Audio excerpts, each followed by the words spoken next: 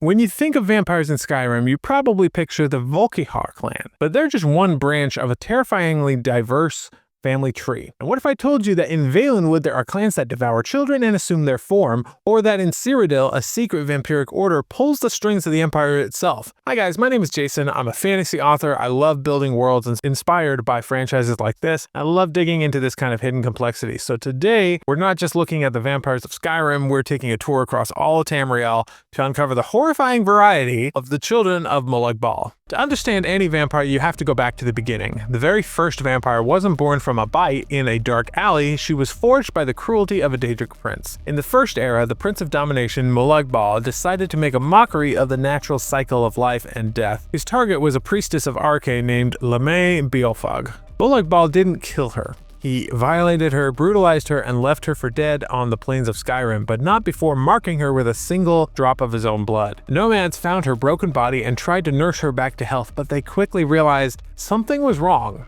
Her wounds were healing at an unnatural rate. Believing she was tainted by some dark magic, they did the only thing they could think of course, which was they built a funeral pyre to cleanse her with fire. As the flames licked at her body, Lame didn't die. She awoke. Filled with the Daedric prince's rage and a new terrible hunger, she rose from the pyre, an undead creature still wreathed in fire. She tore through the nomads who had tried to save her. Her first act as a vampire, a massacre. When her frenzy finally subsided, the horror of what she'd become washed over her. She prayed to her god Arche for salvation, for release, but her prayers were met with silence. Betrayed by the gods she once served and defiled by the one who had cursed her, Lame Bal chose a new path. She embraced her curse and began to spread it, creating the first of her kind and unleashing the plague of vampirism across Tamriel. Now let's turn to Skyrim and the clan most players know, the Volkihar. These aren't the feral creatures you might find lurking in a random cave. The Volkihar are one of the most ancient and purest vampiric bloodlines, tracing their lineage back to the early days of the curse. They rule from the imposing castle Volkihar, a fortress on a remote icy island off the coast of Hothingar. Led by the ancient Lord Harkon, the Volkihar maintain a twisted kind of nobility. They have a court, hierarchies, and political intrigue that would rival any mortal kingdom. When well fed, they can appear almost human, distinguished only by pale skin and glowing eyes. But this civilized veneer is thin. As they starve, their features become more monstrous and bestial, and a constant reminder of the beast lurking within. According to some legends, the Volkihar are so powerful they can reach through solid ice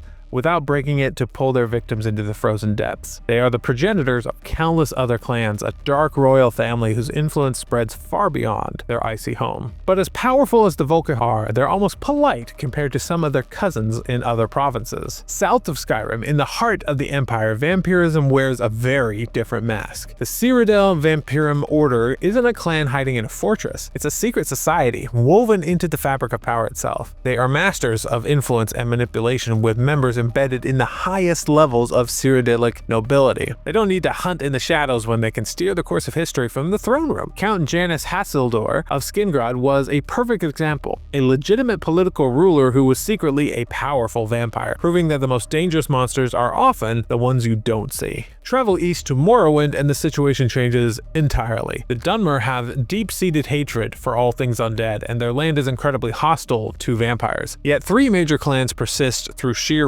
ruthlessness and infighting. We have the Burn, who are stealthy predators, the Quora, which are brutish warriors who rely on raw strength, and the Onde, who are powerful mages who ensnare their prey with dark magic. These three clans hate each other as much as they hate the living, constantly warring over feeding grounds and ancient ruins. The real horrors, however, fester in the forests of Valenwood. The clans there have adapted in truly unsettling ways. The Bunsamu are completely indistinguishable from normal wood elves unless they are illuminated by candlelight, which reveal their true monstrous form. The Yekef have the grotesque ability to devour their victims whole, which raises a lot of questions that I'm not sure I want answered. But the most terrifying are the Telbuth. They prey on children, consume them, and then magically assume the child's identity, living with the family for years and feeding off of them one by one. The idea of a monster hiding in plain sight as a beloved family member is a different level of psychological terror. By the way, I'm able to make videos like this one without running ads or sponsor segments segments in the middle of the story, and that's because this whole channel is self-funded. There is one thing I've created that I think you'll really like though, and that's my fantasy all-access library. It's where you can get all of the fantasy novels my team and I have written, all set in a huge shared universe where every mythology is real, and I've really poured a lot into the lore of these stories. For instance, this is my version of the Arthur Sword in the Stone myth, along with a number of other short stories in here, and I really had a fun time with this one. It didn't make sense to me that King Arthur would just pull the sword from the stone and then everybody would be excited to have him as king. I thought maybe there'd be a couple of people who wanted to be king themselves and would try to have Arthur assassinated. So that's what happens in this one. Well, he doesn't get assassinated per se. Well, you'll have to find out. But that's the premise of that one. All right, so the diversity of vampirism across Tamriel only gets weirder. In the swamps of Black Marsh, the Wet Fang clan has developed a peculiar and almost sustainable method of feeding. They don't hunt in the traditional sense. Instead, they keep their victims alive in magically induced comas, harvesting their blood, which they call red nectar. It's a cold, calculated, and deeply unsettling form of predation, one that feels more like farming than hunting. But I guess maybe that results in fewer humans getting attacked? So, silver lining? Then there are Molag Bal's direct descendants, the Scions. They don't see vampirism as a curse, but as a blessing from their blood matron. To become a Scion, a mortal undergoes a ritual where their blood is entirely replaced with Lemay's own. This grants them incredible power, including the ability to walk in daylight unharmed, though they still grow stronger at night. Unlike other vampires who serve or fear Molag Bal, the Scions despise him, as well as the god Arche, who abandoned Lemay. They actively hunt the followers of both deities, making their vampirism an act of twisted theological vengeance. So, how does all of this lore translate into a game when you, the player, get bitten? The disease is called sanguinary vampiris, and after you contract it, you have a 3-day window to cure it with a simple potion or a visit to a shrine. If you fail, the transformation becomes permanent, although there is a random side quest that you can use to reverse it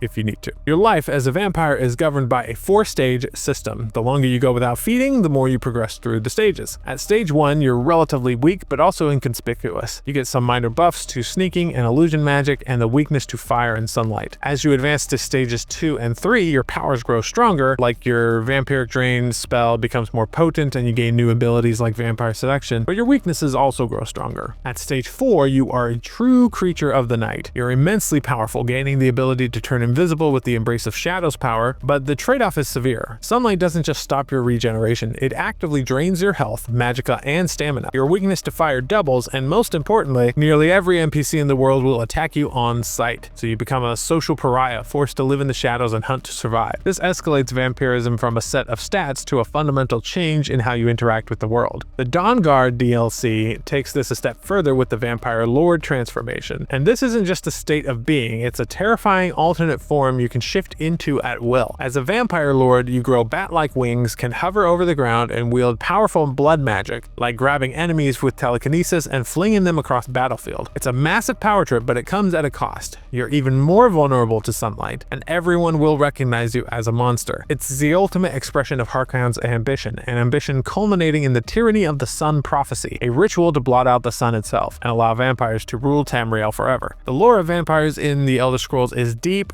and wonderfully complex, turning a simple game mechanic into a rich source of storytelling. It shows how a single cruel act can ripple through centuries to create 1,000 different nightmares. And if you enjoy deep dives like this into fantasy worlds, you should check out my library. It's a community I've built on a platform called School, where we do this all of the time. And as a member, you get access to all my ebooks and audiobooks with at least one new novel released every month. We also have weekly live calls where we discuss everything from fantasy lore to writing and world building. It's a community that funds this channel and lets us keep making these videos without ads. So the link is in the description if you want to join us. And I'll see you in the next video.